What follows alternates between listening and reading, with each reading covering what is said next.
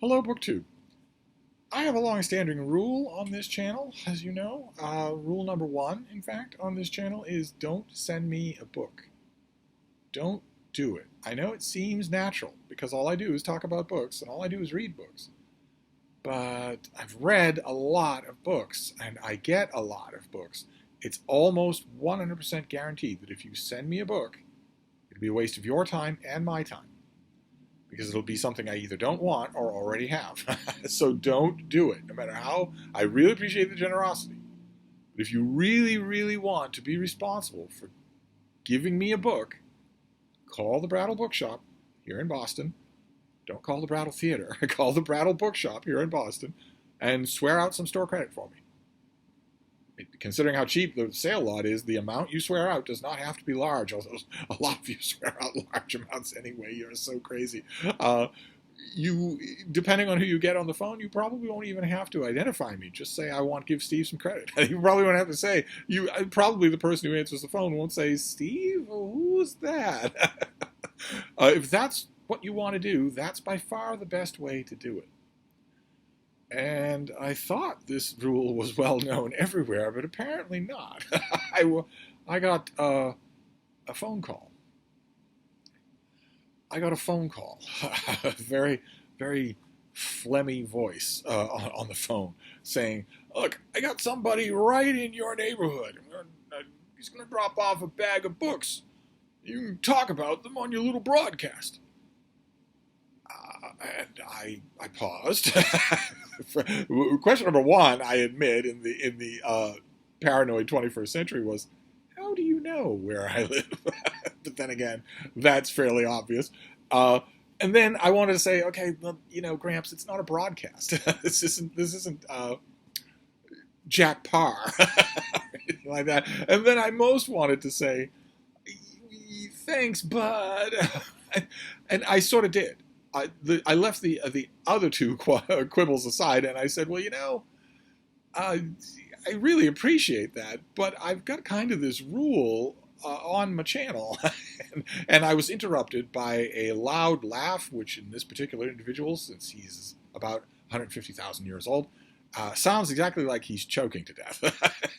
I got a loud laugh and then a rule. Oh, listen, I gotta go. Love to the Beagles. I'll see you later. It is actually a rule. I'd still like to know how you know where I live. And also, I don't have beagles. I know that was synonymous with me for a long time, but it's been a long time since I did. A long time since you could give love to my beagles. I know once upon a time it was absolutely synonymous with me. And unthinkable that it would ever change. But anyway, I couldn't really say no. This is not a violation of rule number one, like most violations of rule number one. In fact, I would say this is the most unlike any violation of rule number one that's ever been done. But I couldn't say no because I don't want my house rezoned into a parking lot. And the bag arrived. I thought we'd go through it together. Now, I know, I haven't looked through this, but I know there will be no surprises in this bag. I know there won't be. And I find it hard to believe that I will want anything that's in this bag. Yes, I am making a video for my little broadcast, but I really don't think that the giver of these books is going to watch this video.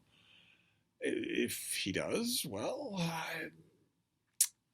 I would have explained all of this if I had been given a chance. And also, that is what I have now. As you can see, that is not a beagle. It's a small miniature schnauzer. It's not 6 beagles, as I'm sure he had in mind. So we're going to go through these books and see what we find. And I will make a video about them. I mean, it may be a violation of rule number one, but I'm still a YouTuber. So let's see what the first one is. Oh, now see, this is exactly the sort of thing. I'm sure that this bag is going to be full of this sort of thing, although I've never actually seen this edition.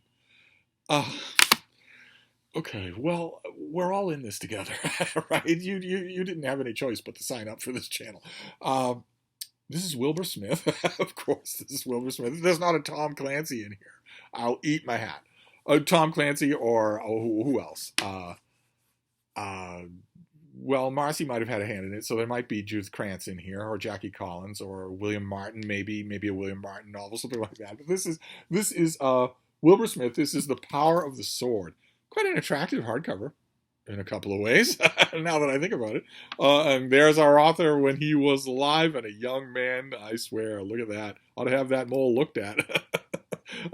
Wilbur Smith, I'm pretty sure, I know a lot of you like to do mortuary watch on this channel, but I'm pretty sure that Wilbur Smith is at long last dead. I know that he wrote novels right to the end, and a lot of his very last novels, when he was in triple digits age-wise, were not really salvageable. They pretty much had to be rewritten by the publisher. Almost not, and usually no. I don't think that even the last ones had any byline credit to anybody else, but they weren't usually salvageable, and he usually wasn't any use anymore. At 50 years after this picture was taken, he wasn't any use anymore at doing edits and turning them around. But this was written in the prime of his health and strength. This is the second or the third in the Courtney books.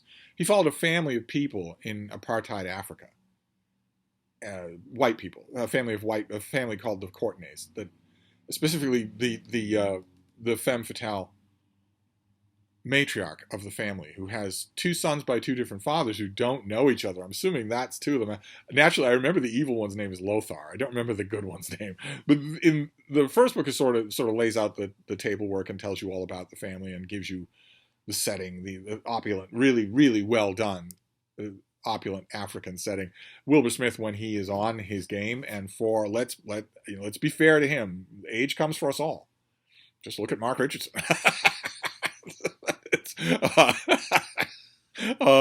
When he was in his prime, and this was very much written in his prime, he wrote terrific adventure stories, just terrifically done.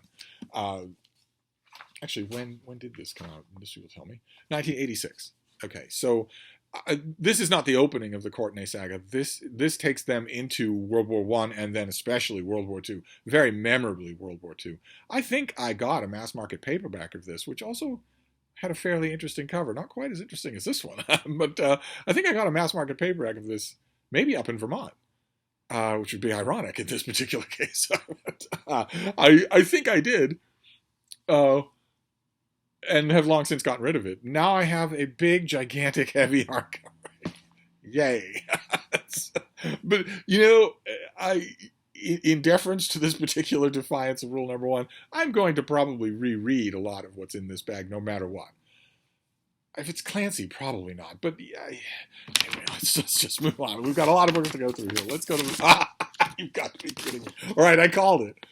You heard, I called it. This is Cape Cod by William Martin. In deference to the rule breaker here, the scofflaw here, I don't usually see this in hardcover. I've never owned this in hardcover. That's great. Okay, well this is a big fat novel by William Martin. A lot of you will know him from this book or from Back Bay. He's written a lot of other things. He's the last great gentleman novelist of the old school. They're all gone now, except for him. Priceless amounts of stuff to say about the craft of writing novels, about the business of writing novels, just priceless. I really should do a talk with him on this channel and just bend his ear on a whole. I think we did talk about a book of his, but I should have another chat with him. That would be a lot of fun, about books and writing, about the craft and the world of books in the old times, but also what he can tell to people who are coming up. Anybody who's new in the craft of novel writing would really kill to have a career like Bill Martin had. This is one of his best known novels. This is also from the 80s, I believe. Could we maybe have a trend going on here? Is that perhaps where this bag comes from? 1991. And this is a story of two families that come over to America on the Mayflower, and we follow them through different epochs of American history centered around Cape Cod, which is a spit of land curving off the coast of Massachusetts, an enchanted place, an amazing place. William Martin fell in love with it. I have fallen in love with it. I fell in love with it a long, long time ago. You get to ramble around in it. You know somebody who has a Jeep or a car. You go to every inch of it.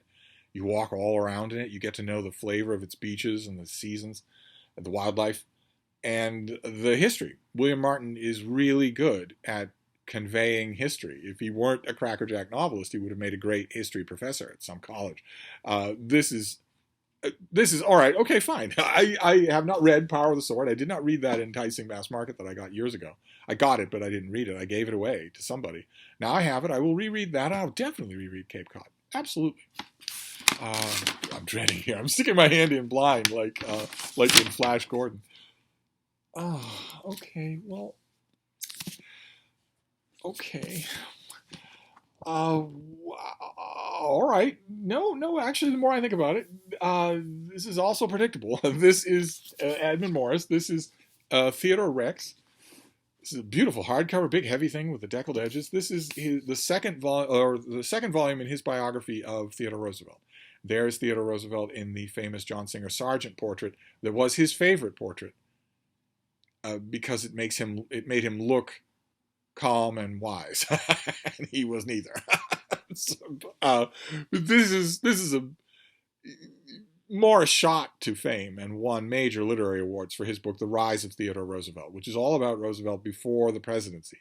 And he makes a beguiling story out of it. Just amazingly fascinating story that book is.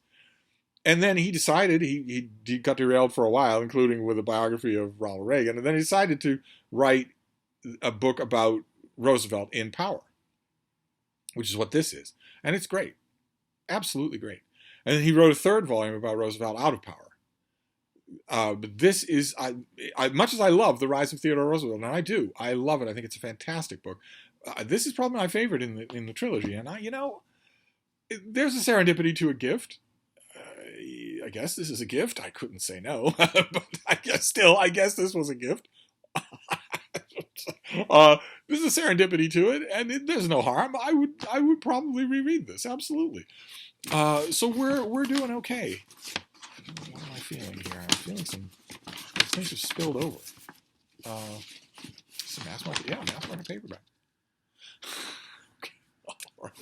This is kind of along the lines of Wilbur Smith, but science fiction, which is a bit of a surprise. This is Gordon Dixon, who's most famous for his Dorsai books, a series of science fiction novels about Ubermensch alien mercenary warriors. This is also an Ubermenschy book. Dixon very much had that strand in him of, I will write books about men for men.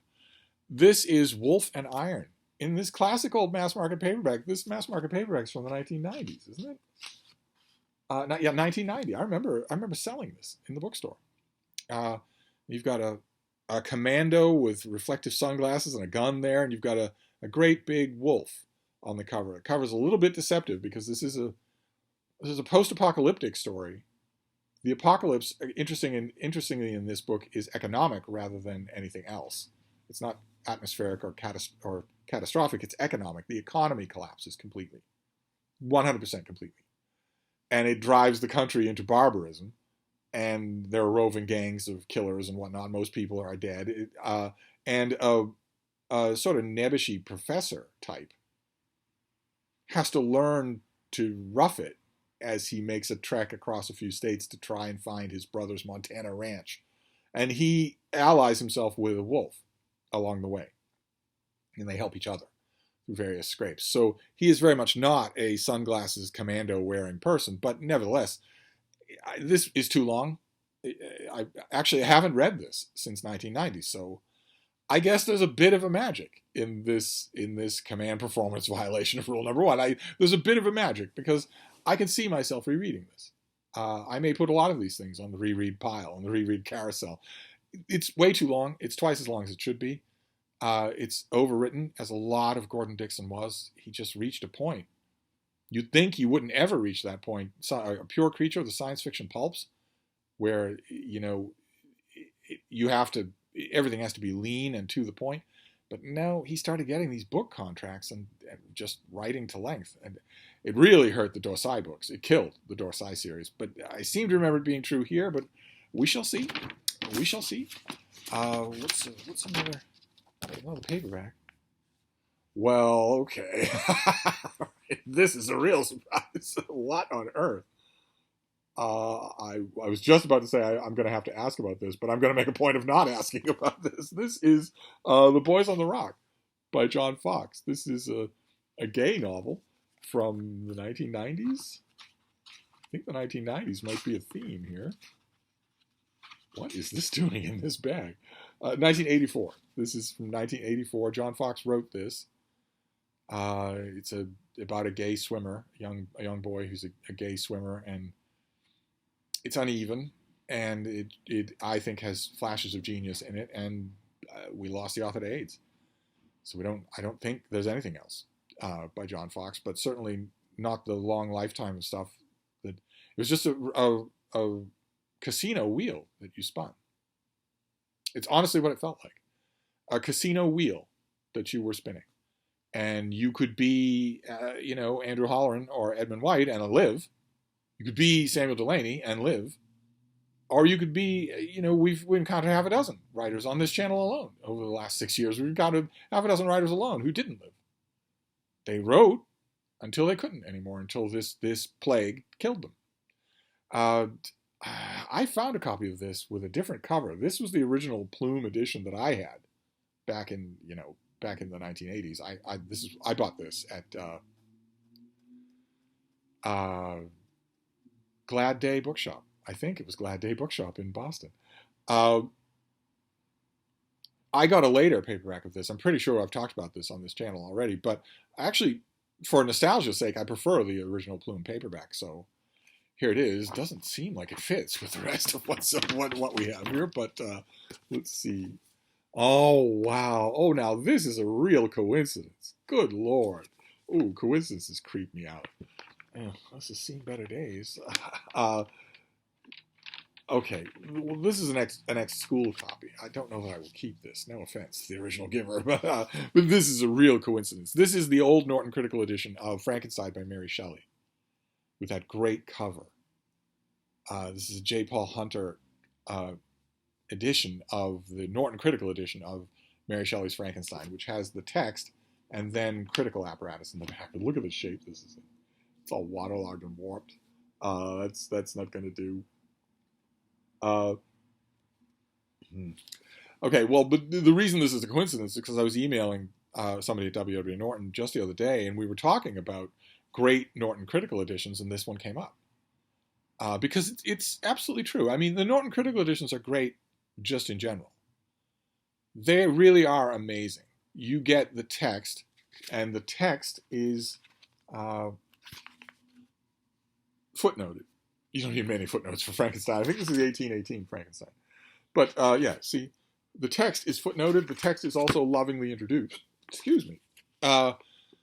And there's all sorts of critical apparatus about the text itself. Which version of the text are we using? What are we actually talking about when we talk about this book as a book? That is all carefully done.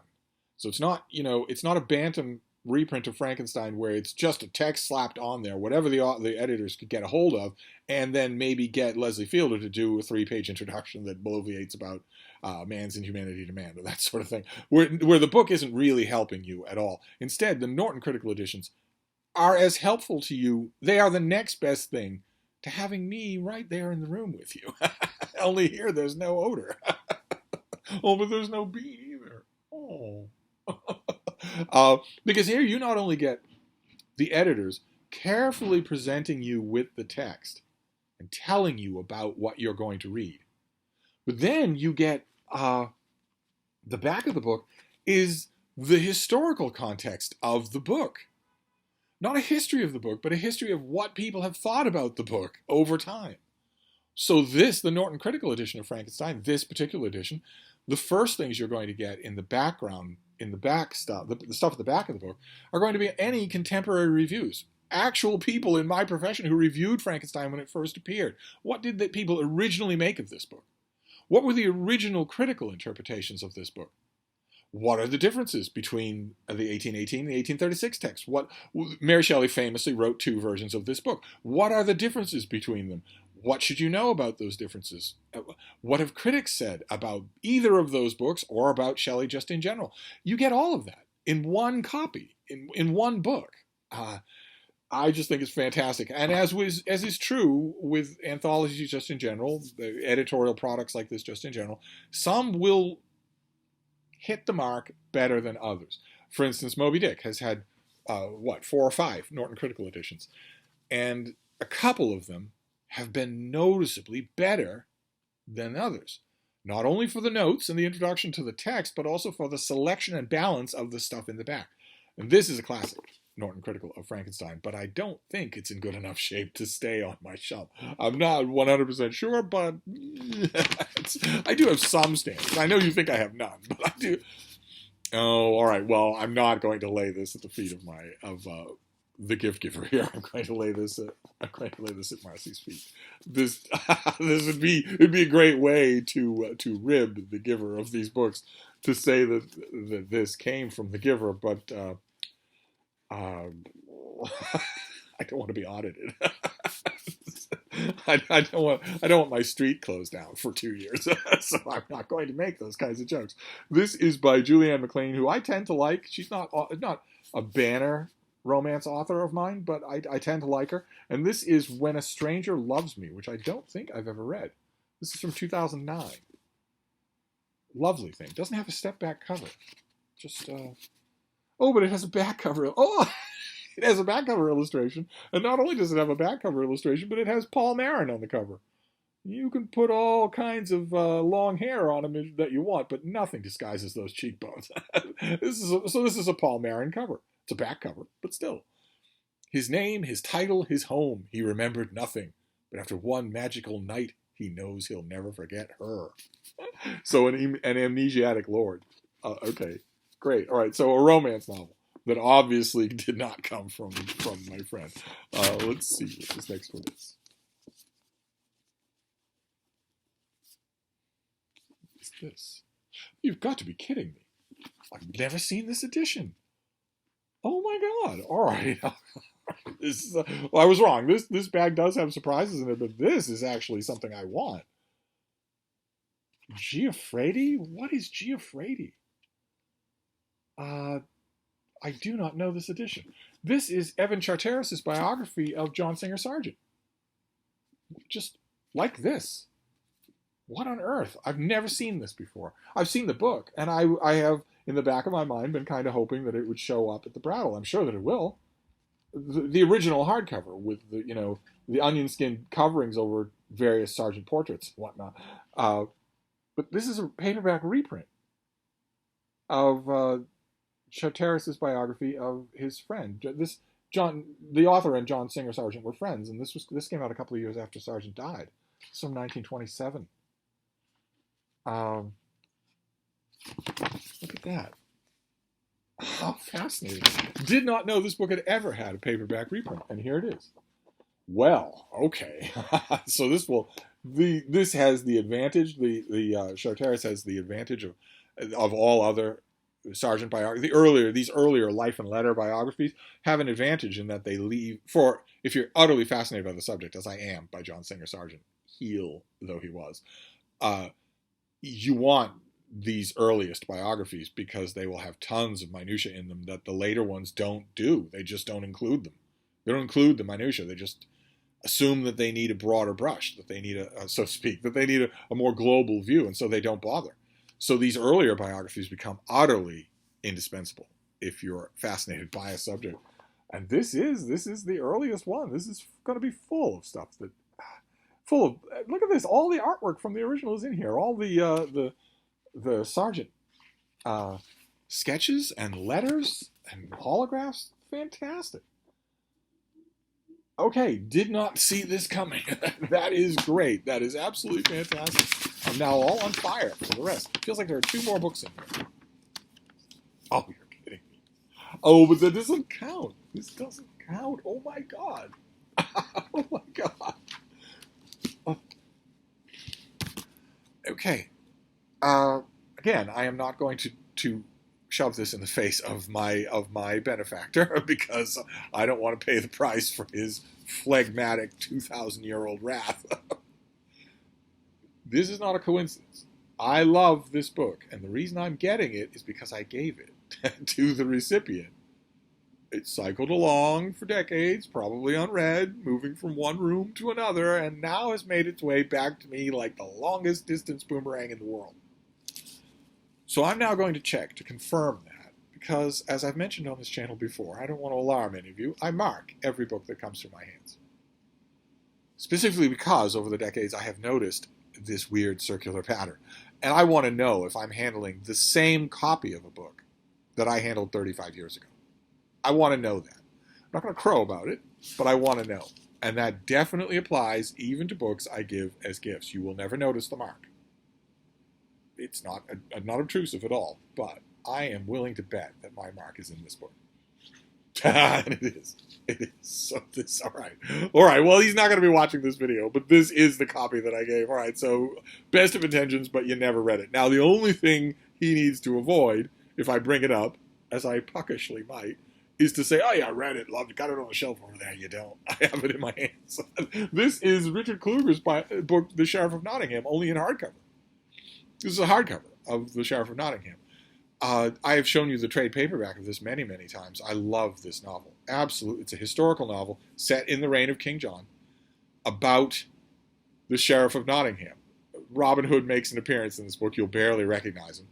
But in the Robin Hood myth, in the Robin Hood stories, the Sheriff of Nottingham is never named, and he is the flunky of King John. He is a bad guy, the worst of bad guys. And Kluger decided to breathe life into him, to make him a person, and the hero. And it's fantastic. It's so utterly moving, and so wonderfully done. And I haven't had a hardcover of this in forever, and I am grateful that I do, because the trade paperback, much as I love the Penguin trade paperback, it's now 30, 40 years old and a little delicate to read. This is not delicate at all. This is as rock solid as it gets. Wow. All right, well, it's made its way back to me. After a long, long exile, unread, on shelves, up north, it has made its way back to me. So it has earned a reread. I haven't read The Sheriff of Nottingham in so long. It has earned a reread. So I will reread it. Wow, what a story. And then we get to the last book, and then we'll be done with a kind of command performance. Oh, wow. Oh, you're kidding. Oh, now this I actually want. Oh, okay. Great. This is a new book. This is the hardcover, the finished hardcover of Stacy Shipp's biography of Samuel Adams. Great. I have the advanced copy of this. They never sent me the publisher never sent me the finished copy. It says deckled edges and everything that I love so much. Ooh, very nice. Oh, look at that. There's Boston Harbor end papers. How lovely. I never saw those because I only had the advanced copy. I thought I was going to have to make do with that. I really like this book. Now I have the actual book itself. Oh, fantastic. Okay, great. Well, there you go. That didn't turn out to be as disastrous as I thought at all. This had some genuine features of interest. And I'm gonna put all of these on the fast track for rereading. Pretty much. I don't know that I'm gonna justify that with this ratty old Norton Critical Edition. But let's do a Steve Pyramid. That's what we do on this little broadcast. So we have Stacy Shipp's biography of Samuel Adams. How wonderful. We have The Sheriff of Nottingham in hardcover. Cannot recommend this book strongly enough. We have Charteris's biography of his friend, John Singer Sargent, in a beautiful, stately, elegant reprint that I didn't know existed. That is going to go in the biography section.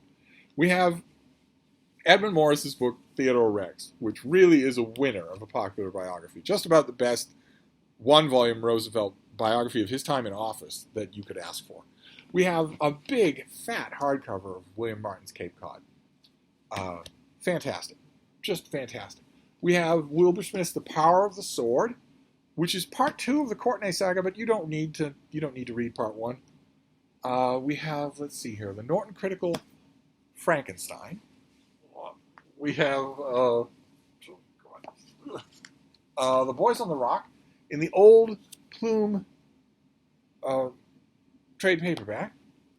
I put these in the wrong place. I can easily handle the pile. I just put them in the wrong place. And then the mass markets. We have When a Stranger Loves Me, with Paul Marin on the cover there, about to force himself to close his eyes and think of England, and Wolf and Iron, kind of He-Man survivalist book by Gordon Dixon that I'll give it a try. I will give all of these a try because, generosity and that sort of thing.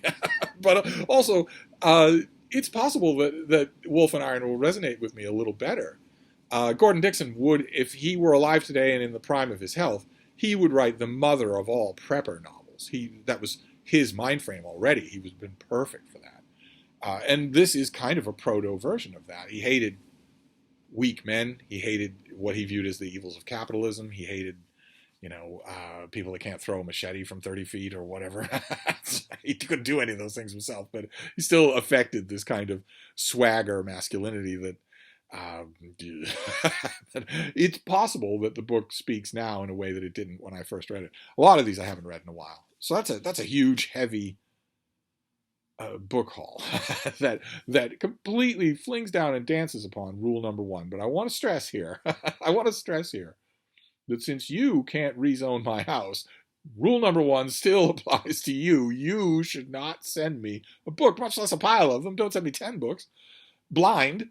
I got somebody in the neighborhood. He'll swing by in reflexive sunglasses with a toothpick. You should not send me a book. Let's let this little bag for my little broadcast be the whole of 2023's violations of rule number 1. This certainly does not fling the door open at all. It slams the door closed. Rule number 1 very much still applies on this channel. Except, anyway, that's it. That was a totally unexpected book haul. But we will now get back to regular programming here on my little broadcast, and I will see you soon. Thank you, BookTube.